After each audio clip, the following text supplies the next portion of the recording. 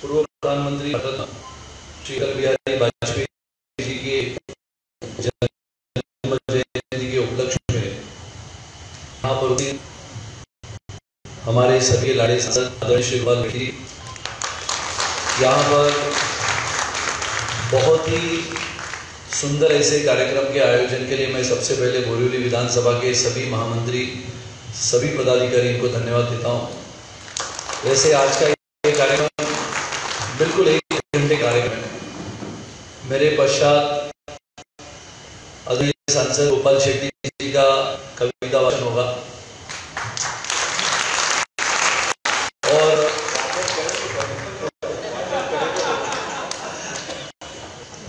और आज सुबह से गोपाल जी ने जो कार्यक्रम किए पहले 2 मिनट में उसका क्यों करना चाहता हूं।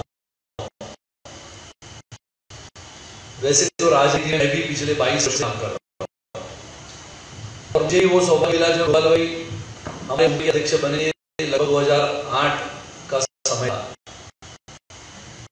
और 3 वर्ष के उनके कार्यकाल में तभी वो विधायक थे, बोरिवली से मुंबई आते थे। हर प्रश्नों के लिए हम सबको लड़ने के लिए बताते थे कैसे लड़ने आना है, क्या करना है, किन परिस्थितियों में जाना है। मैंने ऐसे बैठे जो कविताएं उनके लिए चुनी है वो इतनी सुंदर कविता लिखी है जो बिल्कुल उनके स्वभाव के अनुरूप गोपाल जी के साथ जाएगी। यानी छूना मेरे स्वभाव में है। अटल जी ने तभी लिखे कविताएं और कविताओं का एक पुस्तक है जो मैं आज नहीं बिल्कुल पिछले 22-23 वर्षों से पढ़ता हूँ, लगन से, विश्वास से। अपने राजनेता अटल जी तभी वो कविताएं लिखते थे, तभी उनको पता भी नहीं होगा कि इन कविताओं को कभी ना कभी पढ़ने के लिए ऐसे बहुत कार्यकर्ता आगे आएंगे।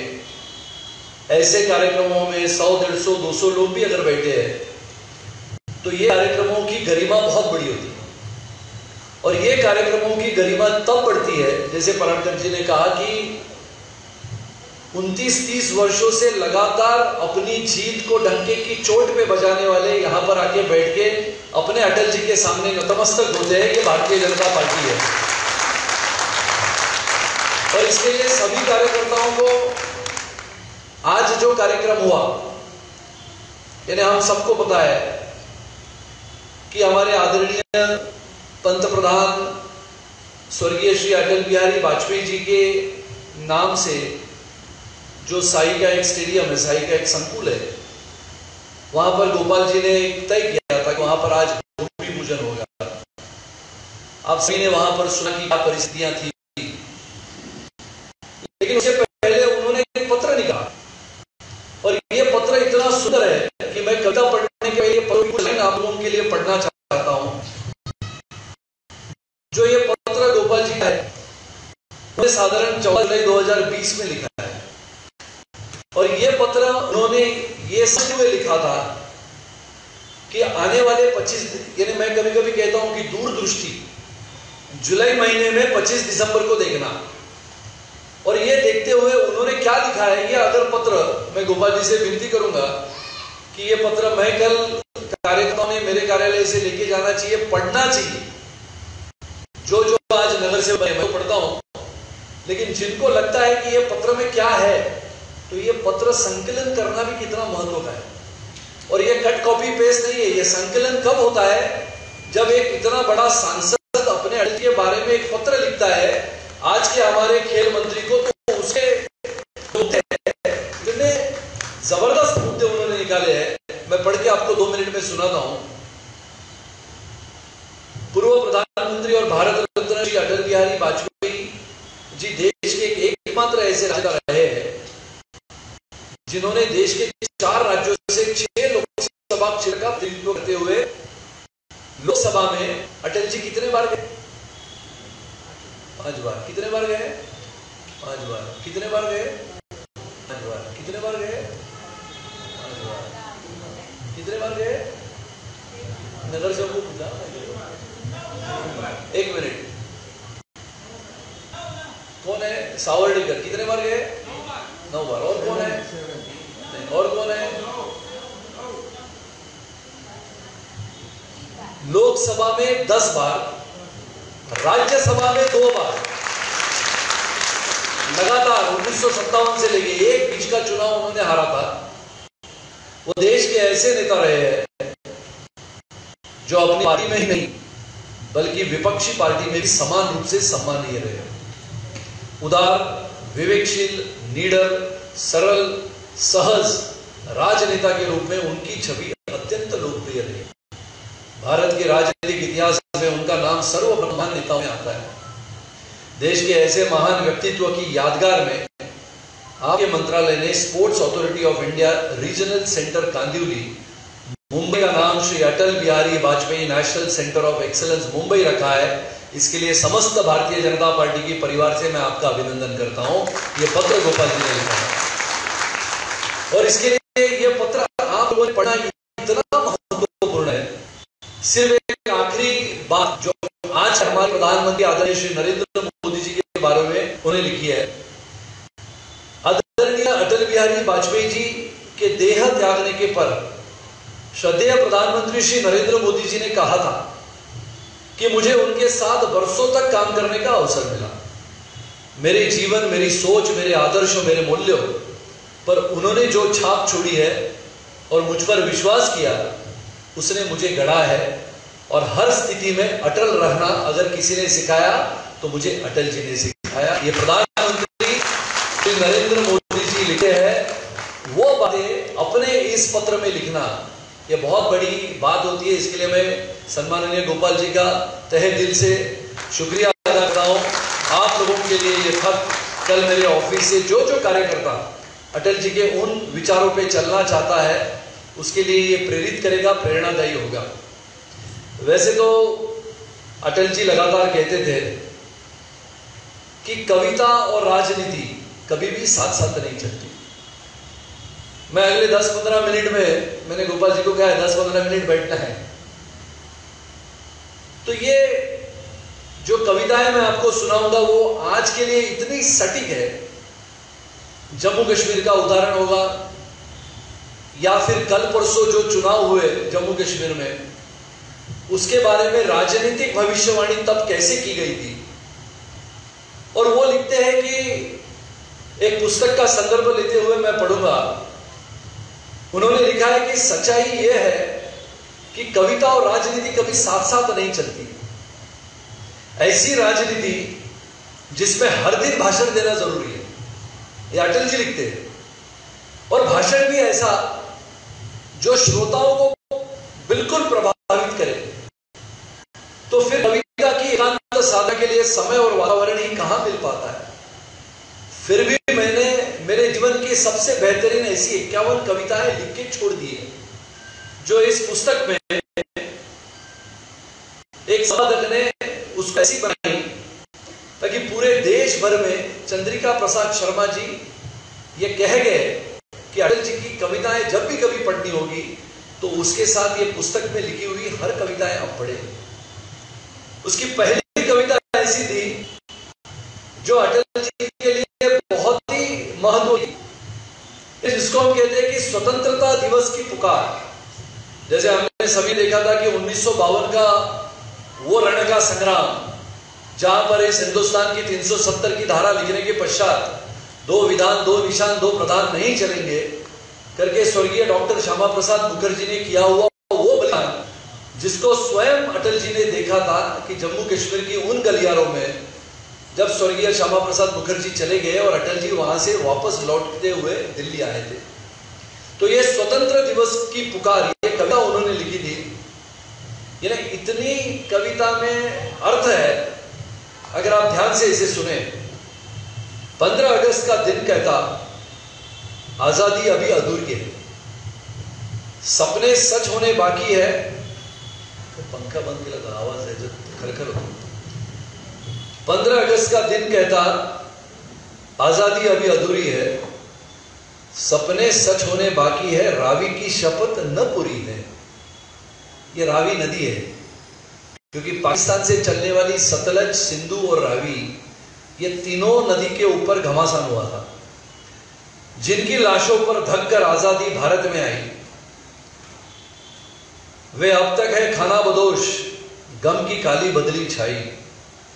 कलकत्ते के फुटपाथों पर जो आंधी पानी सहते हैं, उनसे पूछो 15 अगस्त के बारे में वो क्या कहते हैं।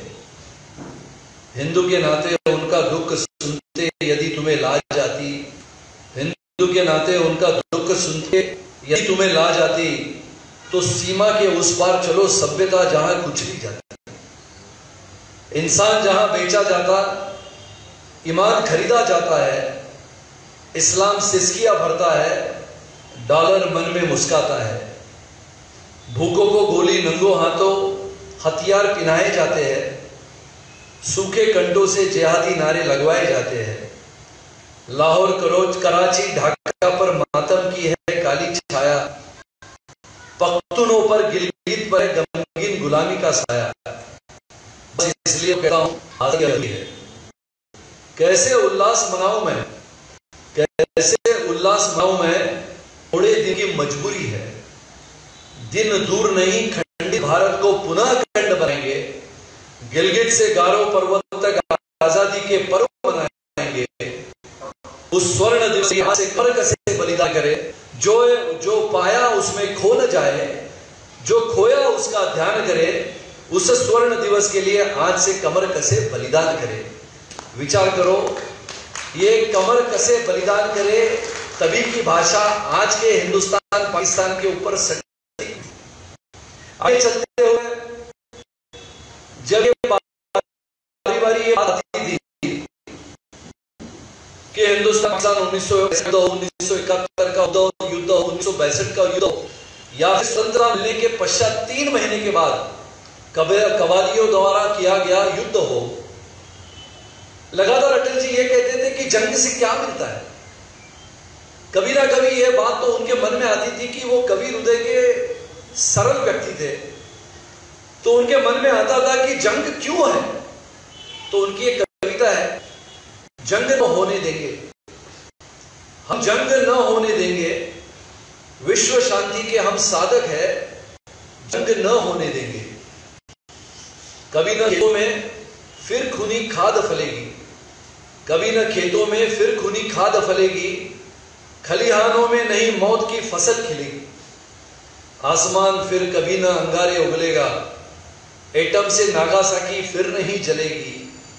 युद्ध विहीन विश्व का सपना भंग न होने देंगे, जंग न होने देंगे।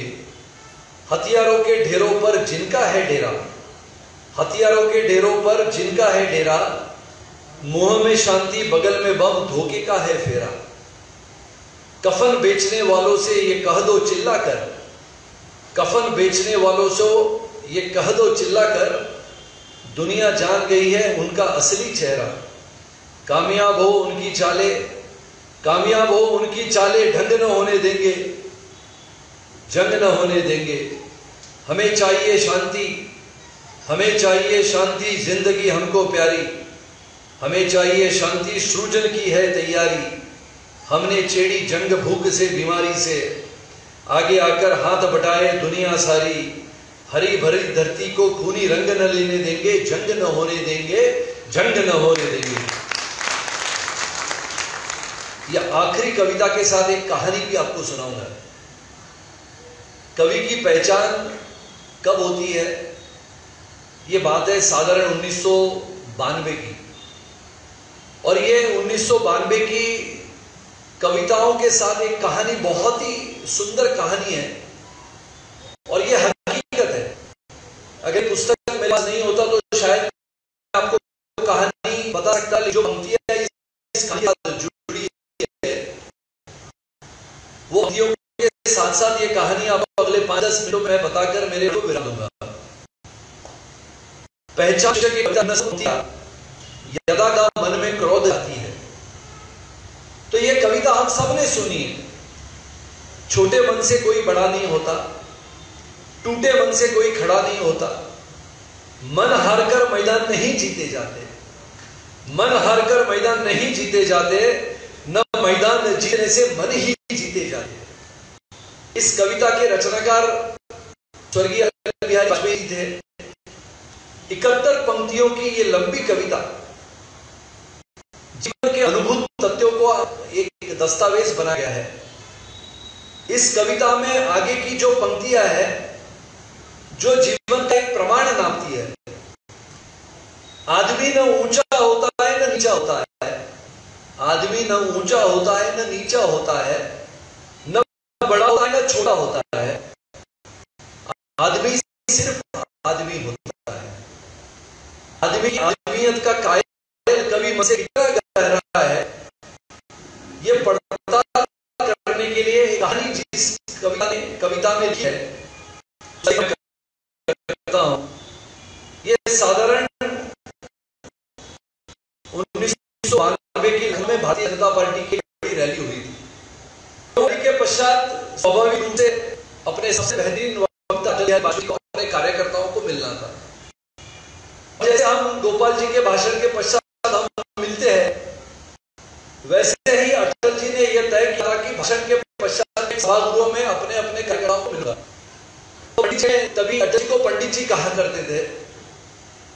तो यहां पर इस लेखक ने इतने बेहतरीन तरीके से लिखा है कि लखनऊ के मीराबाई अतिथि गृह के कक्ष संख्या के सामने छोटे बड़े मंजिलों के सभी औकात वाले नेता तथा अन्य लोग उनसे मिलने के लिए खड़े थे। उसका वर्णन देखो कैसे किया है। कोई अपने कुर्ते की सफेदी निरख रहा था, कोई सदरे की ऊपर वाली जेब में कलम ठीक से खोस रहा था, कोई पीला रामनामी गले में डाले पान मसाला की पुड़िया दांत से काटकर मसाला फांक रहा था। ये लखनऊ की हिंदी है। ये नहीं गोपाल जी वहां दिल्ली में तो ये ऐसे बहुत सारे लोग मिलते और ये बिल्कुल ऐसा करते। कोई किमान तंबाकू वाला पान मुंह में भरे सामने के लॉन में पिच पिच पिक थूक रहा था और कोई गदोरी में सूती पर चुना धरकर रगड़ रहा। ऐसे में एक कोने में बिल्कुल दोनों आंखों से अंधहीन एक व्यक्ति, छोटे कद का दुबली काठी वाला नेत्रहीन व्यक्ति चुपचाप खड़ा अपने अंगोछे के एक छोर को दाहिने हाथ से बार बार टटोल रहा है। बहुत बहुत कहानी इतनी जबरदस्त है कि आपकी आंखों में आंसू आ जाएंगे। कुछ बड़े हुए झबूले वाले से ढके माथे के नीचे बंद सिपी जैसे ज्योति रहे नेत्रों वाले मुखमंडल पर गहरे विश्वास की रेखाएं झलक रही थी। कनपटी के नेत्रों वाले मुखमंडल से झलकती हुई हड्डियों और पिचके गालों वाले चेहरे पर हथपक की गंगा जमुनी दाढ़ी को थोड़ी थोड़ी देर में हाथ से सहलाता हुआ ये आदमी वहां पर खड़े हुए अन्य जनों की अपेक्षा में अपने हाव से गंभीर हो उठा। इसी व्यक्ति के पास जाकर ये लेखक खड़ा होता है और हाथ से स्पर्श कर पूछता है,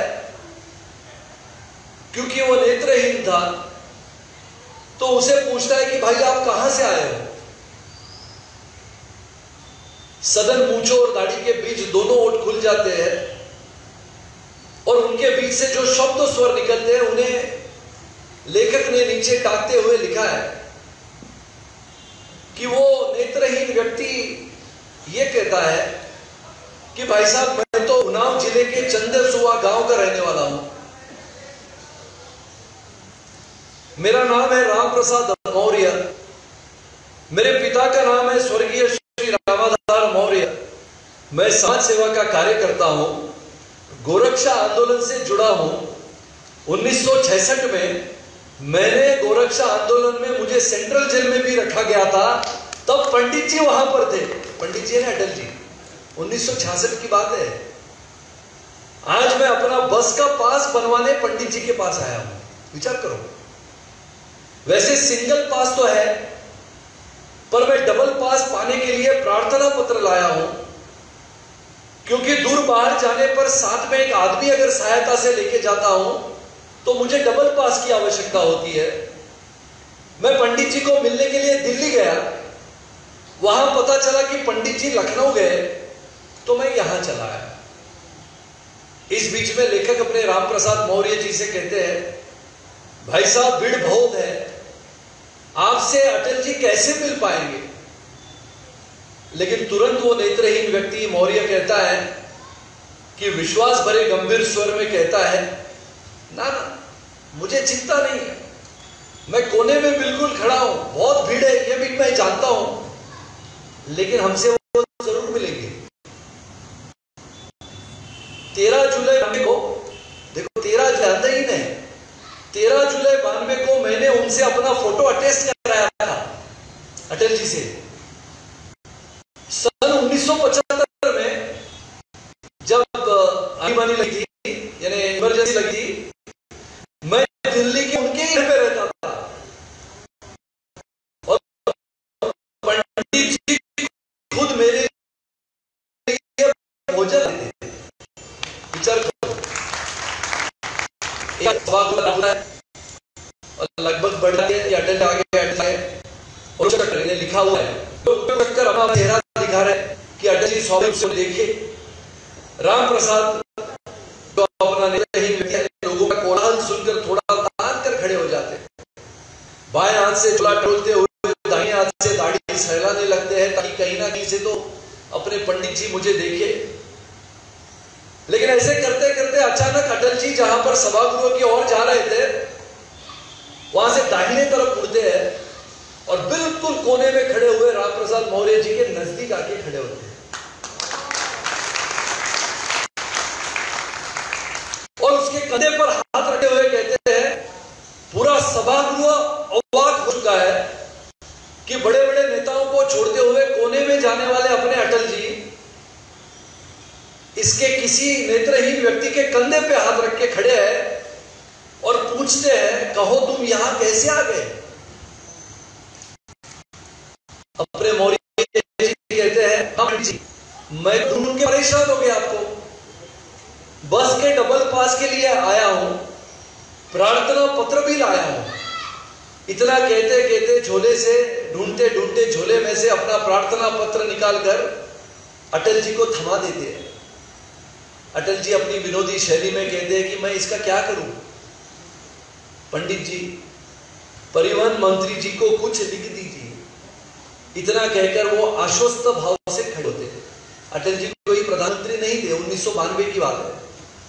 अटल जी अपने जेब से कलम निकालकर उस प्रार्थना पत्र पर परिवहन मंत्री जी को लिख देते हैं, कृपया इसे देख ले, और हस्ताक्षर कर देते हैं और उस व्यक्ति के हाथ में देते हैं। वो व्यक्ति सिर्फ अपने उंगलियों से उस हस्ताक्षर को जान देते हैं और मैं अवाक खड़ा एक मनुष्य, यानी लेखक, मैं अवाक खड़ा एक मनुष्य की पहचान देख रहा था।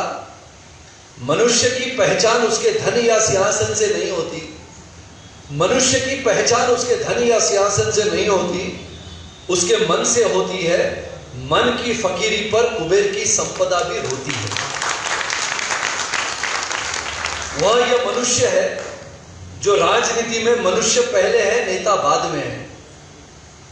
यदि कोई किसी नेता अगर अजात शत्रु का प्रयोग करना चाहे तो अटल बिहारी वाजपेयी जी सदैव इस आदमी के लिए इस विशेषण को अपना सकता है।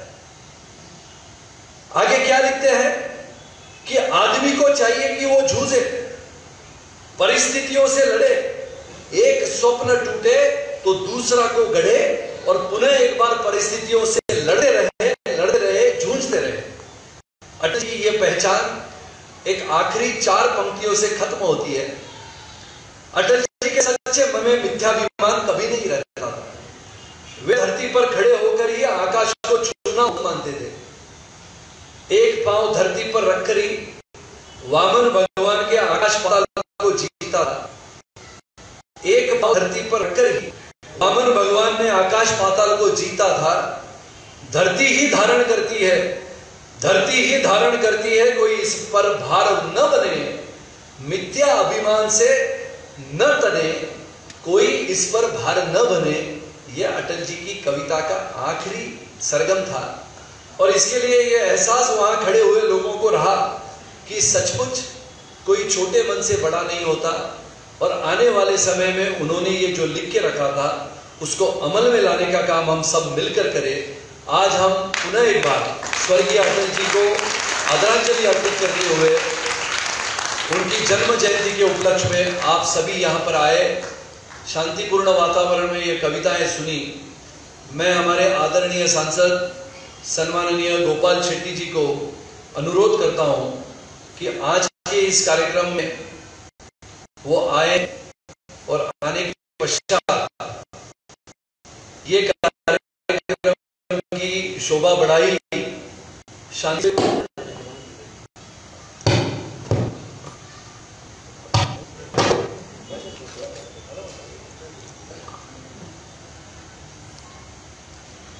और सबको धन्यवाद देते हुए मेरा वक्तव्य पराडकर जी ने और सुनील राणे जी ने अच्छा काव्य पाठन करने के बाद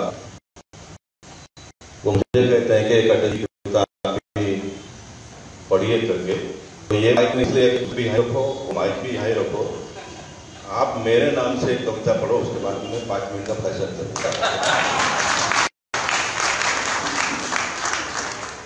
ये कविता जो है, जो मैंने गोपाल जी के लिए चुनी थी, इसका शीर्षक है, ये अटल जी ने लिखी हुई कविता है, यानी गोपाल जी ने मुझे कहने के लिए बोल दिया। इसका शीर्षक है झुक नहीं सकते। जोरदार तालियों से हम स्वागत करें गोपाल जी का। और ये कविता मैंने बैठे बैठे चुनी है, मैंने रात भर चुनी नहीं, वैसे पुस्तक पढ़ते रहता हूँ, लेकिन ये गोपाल जी आज मैंने कविता चुनी और इतना सुंदर है। शीर्षक है झुक नहीं सकते। टूट सकते हैं मगर हम झुक नहीं सकते, सत्य का संघर्ष सत्ता से। टूट सकते हैं मगर हम झुक नहीं सकते, सत्य का संघर्ष सत्ता से। न्याय लड़ता निर्कुशलता से, अंधेरे ने दी चुनौती है, अंधेरे ने दी चुनौती है, किरण अंतिम अस्त होती है। दीप निष्ठा का लिए निष्कंप, दीप निष्ठा का लिए निष्कंप, वज्र टूटे या उठे भूकंप। दीप निष्ठा का लिए निष्कंप, वज्र टूटे या उठे भूकंप। ये बराबर का नहीं है युद्ध, हम निहत्ते शत्रु है सनद्ध। ये बराबर का नहीं है युद्ध, हम निहत्ते शत्रु है सनद्ध। हर तरह के शस्त्र श्रेय है सज्ज, और पशुबल हो उठा निर्लज्ज। किंतु फिर भी झुंझने का है प्रण, किंतु फिर भी झुंझने का है प्रण। पुनः अंगद ने बढ़ाया चरण।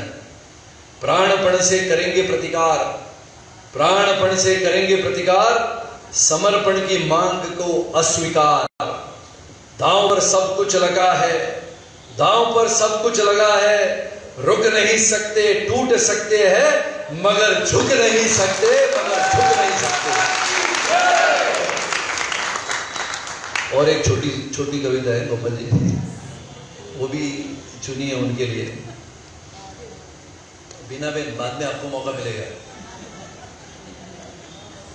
ये दूसरी कविता छोटी सी है। उसमें लिखा है, जब अटल जी को पद्म विभूषण सम्मान से अलंकृत किया था तो उन्होंने ये कविता बनाई थी। मैंने ये कविता ऐसे क्यों चुनी, लगातार 30 वर्ष तक लगातार संघर्षमय जीवन बिताने के पश्चात, 1 नहीं, 2 नहीं, 3 नहीं, 4 नहीं, लगातार 7 बार चुनाव जीतना, यह असंभव काम संभव करने वाले गोपाल जी के लिए कविता है। ऊंचे पहाड़ पर पेड़ नहीं लगते, ऊंचे पहाड़ पर पेड़ नहीं लगते, पौधे नहीं उगते न घासी जमती है। ऊंचे पहाड़ पर पेड़ नहीं लगते, पौधे नहीं उगते, न घासी जमती है, जमती है सिर्फ बर्फ। न घासी जमती है सिर्फ बर्फ, जो कफन की तरह सफेद, मौत की तरह ठंडी होती है। मेरे प्रभु मुझे इतनी ऊंचाई कभी मत देना, मेरे प्रभु मुझे इतनी ऊंचाई कभी मत देना, गैरों को गले न लगा सकूं इतनी रुखाई कभी मत देना, मेरे प्रभु मुझे इतनी ऊंचाई कभी मत देना। ये था अटल जी का काव्य।